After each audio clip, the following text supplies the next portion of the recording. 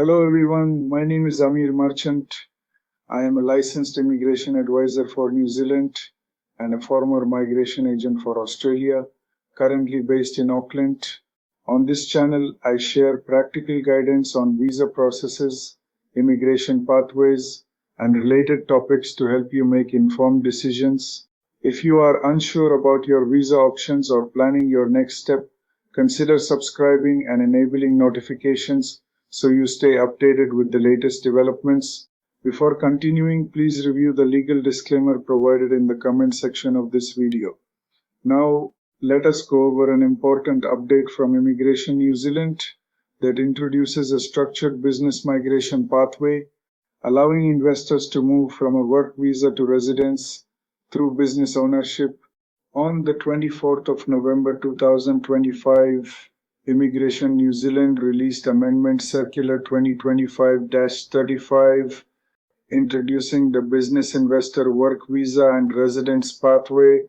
This is a significant update because it provides a clear staged route for investors who want to actively operate a business in New Zealand and eventually obtain residence. In this video, I will explain how this pathway works step by step, what the requirements are, and what applicants need to be careful about. Let us begin with an overview of the pathway. This pathway is structured in two stages. The first stage is the Business Investor Work Visa. The second stage is the Business Investor Residence Visa. The concept is straightforward. You first come to New Zealand on a work visa, then you purchase and operate a business, and if you meet the requirements, you can apply for residence. This creates a performance-based pathway rather than a purely investment-based one. Let us now look at the first stage, which is the Business Investor Work Visa. This visa allows you to enter New Zealand, purchase a business, and begin operating that business. The visa is typically granted for up to 4 years. To qualify, applicants must meet several requirements.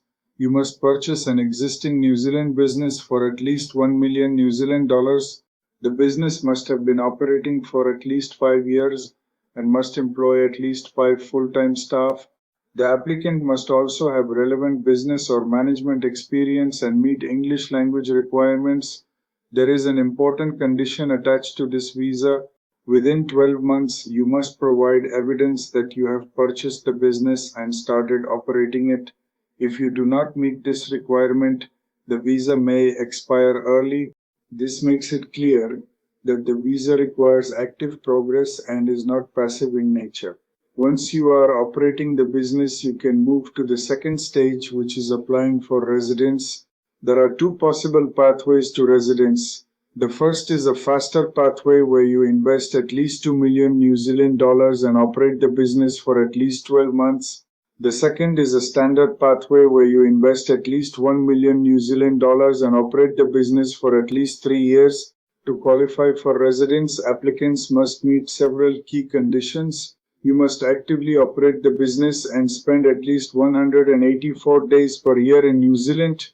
You must maintain at least 5 full-time employees and create at least one additional job for a New Zealander. The business must remain financially sound and comply with tax, employment, and immigration laws. The type of business you choose is also important. It must be a lawful and operating enterprise, not an excluded business, and capable of contributing to the New Zealand economy. This means not all businesses will qualify, and careful assessment is required before making any purchase. Another key requirement is active involvement. Applicants must be involved in day-to-day operations, make strategic decisions, and contribute to the growth of the business. This is not a passive investment pathway. You are expected to run the business. To understand this practically, consider an investor who purchases a manufacturing business in New Zealand for $1.5 million. They actively operate the business, maintain 5 employees, hire at least one additional New Zealand worker, and spend sufficient time in New Zealand. After 3 years, they may qualify for residence under the standard pathway. However, there are risks and challenges that must be considered. These include choosing the wrong business, failing to meet employment requirements, financial or cash flow difficulties, and lack of active involvement. If the business does not perform as expected, the residence pathway may also be affected. This is why due diligence is critical.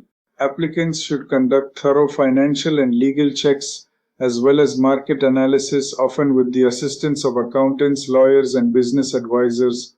This pathway is best suited for experienced business owners, senior managers, and investors who are willing to be actively involved in running a business.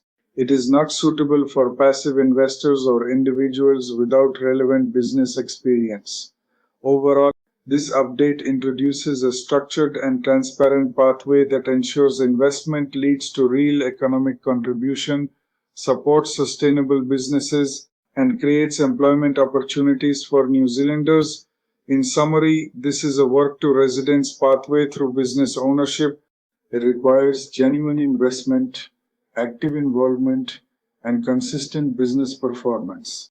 If you are considering this pathway, it is important to plan carefully and seek professional advice before making any investment decisions. We hope you have found this information useful. If you would like personalized immigration advice based on your situation, you can reach us round the clock by calling or sending a text message on our WhatsApp mobile number +642217860007, also provided in the comment section of this video, and we will get in touch with you as soon as possible. Here is your refined one-scene script with all symbols removed, numbers written in words, and a clean professional flow. Moiro, hello everyone, my name is Amir Merchant. I am a licensed immigration advisor for New Zealand and a former migration agent for Australia, currently based in Auckland. On this channel, I share practical guidance on visa processes, immigration pathways, and related topics to help you make informed decisions. If you are unsure about your visa options or planning your next step, consider subscribing and enabling notifications so you stay updated with the latest developments. Before continuing, please review the legal disclaimer provided in the comment section of this video. Now let us go over an important update from Immigration New Zealand that affects investors applying under the Active Investor Plus visa category.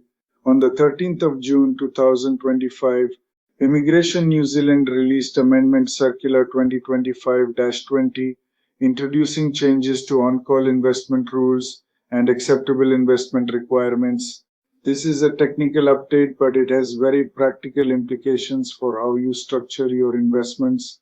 In this video, I will break it down step by step and explain what it means in real-life terms.